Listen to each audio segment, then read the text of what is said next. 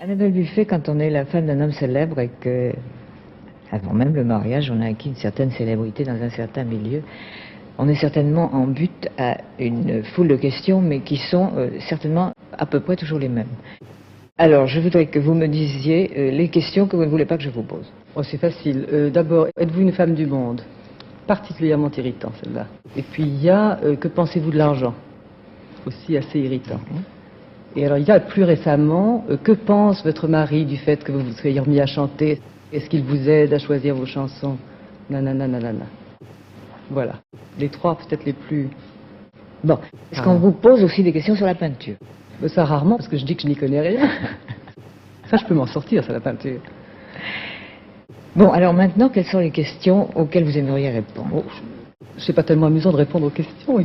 C'est pas la chose la plus drôle dans notre métier. Moi, je trouve que les questions d'ordre privé sont jamais très intéressantes pour les gens. Je trouve que c'est intéressant de parler des choses en général. Alors, on parle des choses en général. Je sais pas, moi, l'amour, des choses comme ça. Eh ben voilà. Hein? Alors, on y va. Alors, qu'est-ce que vous voulez savoir sur l'amour? Qu'est-ce que vous en pensez? Ah, moi, je trouve que c'est ce qu'il y a de plus important au monde. Oui.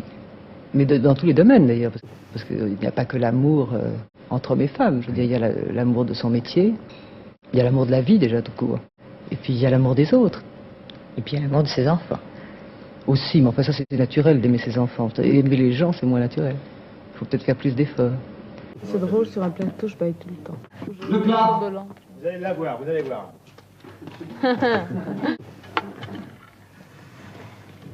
C'est là où Francis Blanche avait mis son doigt l'autre fois. Oui. Elle a mis sa main. Elle est chiche. Interview première. Sylvie Vartan, est-ce que vous vous souvenez que vous êtes venue à Discorama il y a, je ne sais pas, il y a longtemps, enfin, moyennement longtemps, vous étiez une petite fille, vous aviez les cheveux, oui, vous aviez les cheveux courts, comme, encore plus courts que ceux de Jeanne d'Arc dans les livres d'histoire de France. Vous vous souvenez de ce que vous aviez chanté? Oui, j'avais chanté un duo avec Francky Jordan. C'était ma première chanson, d'ailleurs. Dans une petite voiture. Oui, c'était une... Oui, vous en souvenez? Oui, très bien, oui. C'était ma première émission de télévision, alors ça, on ne l'oublie pas. Je crois que vous n'êtes pas la seule à ne pas l'avoir oublié. Oui, il y a beaucoup de gens qui m'en parlent toujours, parce que je dois dire que j'étais assez drôle à l'époque. Oui, effectivement, à l'époque, vous aviez l'œil très, très brillant, très, très vif. Oui.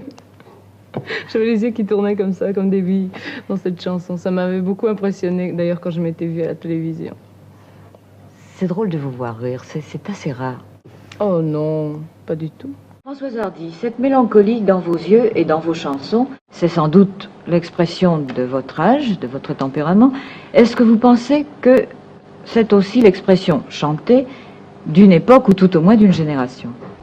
Moi, je pense alors que les gens de ma génération ont eu, d'ailleurs à toutes les époques, des moments de cafard et des moments de joie, et puis on aime les retrouver dans des chansons, ou bien dans des poèmes, ça dépend. Il fut un temps où Johnny Hallyday se roulait par terre et puis il s'est relevé. La mode avait changé. Vous avez réussi à séduire un très vaste public du premier coup en étant tout simplement vous-même. Si la mode changeait, et elle changera, est-ce que vous changeriez pour continuer à plaire? Non, enfin je sais pas, on peut pas dire ça. Je pense que je vais évoluer, j'espère que je vais évoluer bien, et puis que ça ne m'obligera pas par conséquent à suivre une mode. Autrement dit, vous pensez que vous avez suffisamment de personnalité? Enfin je pense pas, j'espère que j'en aurai. Ça m'intéresse parce que vous venez de dire, et j'allais poser à Jane une question, vous venez de dire, Jane a été très choquée. Je voudrais savoir pourquoi.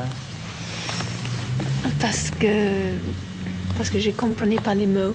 Oui, elle venait d'arriver d'Angleterre et elle ne comprenait pas le français. Je ne connais pas ses autres chansons ou son carrière. Alors j'ai pensé que quelqu'un qui écrit les respirations, j'ai rougi complètement quand j'ai entendu ça et j'ai jamais voulu le réentendre. Après ça, ils avaient question des autres de le chanter et tout ça. Et il m'a écrit une autre chanson qui était le prélude de Chopin. Et après, il me demandait de le faire. Alors, si j'ai voulu. Et j'ai trouvé toujours le tune, la mélodie très très jolie. Et alors j'ai chanté. Je comprends les gens qui étaient choqués par ça. C'est assez étonnant. Mais je pense que c'était assez pur aussi. après de le connaître, je trouve assez pur. Voilà, vous venez de dire après de le connaître. Je voulais vous poser la question que j'ai posée à Serge. J'ai dit à Serge, Serge, parlez-moi de Jane. Alors maintenant, c'est dit à Jane. Jane, parlez-moi de Serge. Nana, vous êtes une espèce de reine de France. Et maintenant, on va en venir à des choses beaucoup plus simples et beaucoup plus modestes. Et je vais rappeler en passant comme ça un souvenir tout à fait léger et personnel. Il m'est arrivé il y a quelques années, il y a 3-4 ans, d'avoir à téléphoner à une grande vedette. Il fallait que j'appelle une grande vedette, je ne savais pas laquelle appeler. Et c'est vous, Nana, que j'ai appelé en me disant, c'est Nana Mouskouri que je vais appeler parce qu'elle est au moins aussi timide que moi, donc il n'y a pas de problème. Je voudrais que vous me parliez un petit peu de cet aspect. Vous voulez dire de la timidité? De cette reine de France qui actuellement est en même temps un personnage timide. Mais qu'est-ce que vous voulez que je vous dise? Ce que ça représente pour vous d'être un personnage public? Par exemple, je n'aime pas être reconnue dans les rues. Ce n'est pas que ça me fait énormément plaisir quand je vois que les gens me voient et ils m'aiment. Je sens qu'ils m'aiment et me parlent parce qu'ils m'aiment bien. Mais je suis mal à l'aise, je vais me cacher. Je n'aime pas et je ne fais jamais exprès pour qu'on me reconnaisse. Au contraire, j'essaye à me cacher.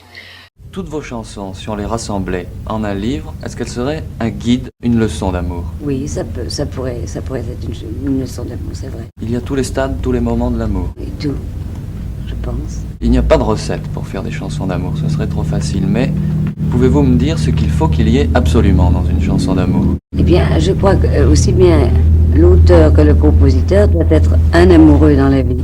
Sinon, il ne peut pas écrire de chansons d'amour. Que l'auteur soit amoureux. Mais vous, lorsque vous chantez, chantez-vous mieux lorsque vous êtes amoureuse? Ah, mais je suis toujours amoureuse. Je ne me connais pas de moment où je ne le suis pas. Une chanson doit exalter l'amour. Oui, je pense que quand on se moque de l'amour, on n'est pas grand-chose dans la vie. Ceux qui sont dégoûtés de l'amour parce qu'ils ont eu des déceptions, ce n'étaient pas des vrais amoureux. Il n'y a pas de joie comparable à celle que peut apporter l'amour. Non, je ne pense pas, parce que même si on a un travail qui vous passionne, si on n'a personne à qui l'offrir, ce travail, je pense qu'il devient inutile. L'un ne va pas sans l'autre, quoi. Jacques Prévert a parlé du tendre et dangereux visage de l'amour. C'est comme ça que vous le voyez? Oui, je pense qu'il a tous les visages. Plutôt tendre ou plutôt grave? Plutôt dangereux? Tous les visages, ça dépend. Ça dépend du moment. Zizi Jeanmaire, si nous commencions par faire le point. Oh mon Dieu. Bah oui, le point. Il y a très longtemps, enfin à part ce grand show que vous venez de réaliser, danser, il y a très très longtemps qu'on ne vous a pas vu à la télévision. C'est vrai, j'ai fait très peu de télévision en France en tous les cas. J'en ai fait quelques-unes en Allemagne et quelques-unes en Angleterre et en Amérique, mais pas en France, oui. À part la télévision. À part la télévision? Oui. Eh bien, je suis partie, j'ai fait la Dame de chez Maxime pendant 1 an et demi. Avant, je suis partie en Amérique. Et, enfin, j'ai fait à peu près le tour du monde.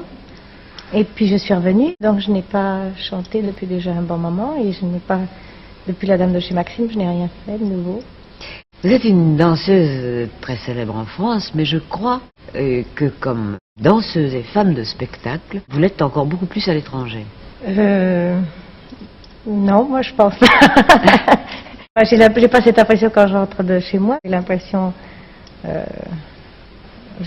que, oui, à l'étranger, enfin, je pensais à l'Amérique. Je suis connue, mais oui, en Amérique, on m'aime bien en Amérique, oui. Mais quand je rentre ici, j'ai l'impression vraiment d'entrer chez moi quand même. Ça, on ne peut pas. Non, je ne crois pas qu'on puisse vivre hors de chez soi, de toute façon. Non, sûrement pas. Enfin, je passerais bien. Si je passerais facilement une année en Amérique. J'ai passé facilement une année en Amérique. Certainement, mais à condition d'être sûre de rentrer. Ah oui, ben ça évidemment, forcément. je suis quand même française et bien parisienne, je crois. Oh oui, bien parisienne. Oui, bien parisienne. C'est même, c'est même un tout petit peu ce qui m'étonne, car j'ai entendu vos chansons pour la première fois, parce qu'elles viennent de sortir. Ce qui m'étonne, c'est qu'elles soient si graves. Ah, c'est peut-être je prends de la gravité avec l'âge.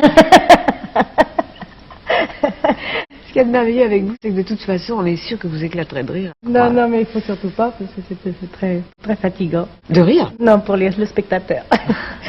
Madeleine Renaud, bonjour. Bonjour Denise. Madeleine Renaud, je suis très très très contente que vous soyez ici. Et je dois dire que j'ai saisi l'occasion, il y avait très très longtemps que j'avais envie de vous inviter. Et lorsque j'ai vu la pièce que vous jouez actuellement, Un rôle des Maudes, et que je vous ai entendu chanter en quelques minutes, j'ai dit, ça y est, j'ai trouvé la chanteuse. Mon prétexte, je le tiens. Voilà, je suis très contente. Merci beaucoup. Écoutez, moi aussi, parce que je vous vois très souvent sur le petit écran, et que j'adore ce que vous faites, et que je trouve ça bien. Alors voilà, je crois que ce qui serait intéressant, c'est que, évidemment, on ne va pas pouvoir faire le tour du monde, parce qu'on a très peu de temps. Mais surtout en chanson. On pourrait peut-être commencer par parler de chansons, si vous voulez. Oh, vous tombez bien, j'adore les chansons. Ouais. Et vous voyez, si j'avais eu une voix convenable et que je n'ai pas été embarquée dès mon jeune âge dans la comédie, j'aurais adoré la chanson, être une interprète de chansons, je trouve ça merveilleux. Mireille d'Arc, de plus en plus blonde et de plus en plus ravissante. Je dis ça parce que d'une part c'est vrai, et d'autre part parce qu'autant vous avez l'air à l'aise quand vous chantez, autant assise là devant moi, vous avez l'air pas du tout dans votre assiette. C'est vrai, je suis un peu paniquée. Comment ça se fait? Je sais pas, c'est toujours assez impressionnant de faire un interview. Vous croyez? Oui. Puis de parler de soi, je sais pas, c'est gênant. À croire aussi en vous regardant que le travail ça conserve. Je crois que vous tournez beaucoup. Oui, un peu. Enfin, pas beaucoup, mais un peu. Oh, je pense que vous enchaînez film sur film. Non, pas du tout. Pas du tout? Non. Je fais 2-3 films dans l'année. Enfin, je fais peut-être des photos beaucoup, puis des émissions de variété pour la télévision. Oui, j'aime beaucoup. On entend souvent parler de vous, et si bien que ça donne l'impression que vous tournez énormément. Oui, peut-être, mais moi je ne veux pas faire beaucoup de films. Non. Parce qu'on s'use, je crois. On use les gens aussi. Je trouve que vous avez fait beaucoup de progrès en chantant. Vous travaillez beaucoup votre voix? Un peu, pas énormément, mais peut-être... Qui aimez-vous? J'aime beaucoup de gens. J'aime Nina Simone, bien sûr, par-dessus tout. Puis en France, j'aime Beko, j'aime Régine, j'aime beaucoup Barbara. Énormément même. Je trouve que vous choisissez bien. Puis je sais pas, il y a beaucoup de gens, mais ça me vient pas.